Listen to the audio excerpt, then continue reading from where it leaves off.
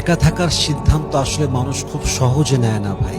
মানুষ যখন দেখে আমি যারে ভালোবাসলাম সে আমার ভালোবাসার মূল্য বুঝলো না, যারা আমি বিশ্বাস করলাম সে আমার বিশ্বাসের মূল্য বুঝলো না, যারা আমি আমার জীবনটা উজাড় করে সব দিয়ে দিলাম সে মানুষটা আমার সঙ্গে বেইমানি করলো, ঠিক তখনই আসলে মানুষ একা থাকার সিদ্ধান্ত নিতে বাধ্য হয়ে যায়। ঠিক কিনা বলেন?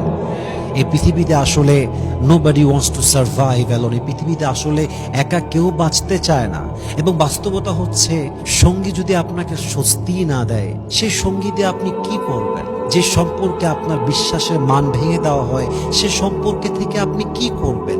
যে সম্পর্কে আপনার ভালোবাসা, আপনার যত্ন, আপনার এফর্ট এসবের কোনো মূল্য নেই, সে সম্পর্কে থেকে আপনি কি করবেন? এজন্য শায়ের, কবি কি সুন্দর করে লিখেছেন, मैं अकेला रहना नहीं चाहता था मगर अब मुझे अकेला रहना जरूर है। मैं अकेला रहना नहीं चाहता था मगर अब मुझे अकेला रहना जरूर है। गद्दार के साथ जीने से अकेला जीना बेहतर है। दिल तो हमेशा ये कहता है कि तुझे कोई ना कोई सहारा जरूर चाहिए।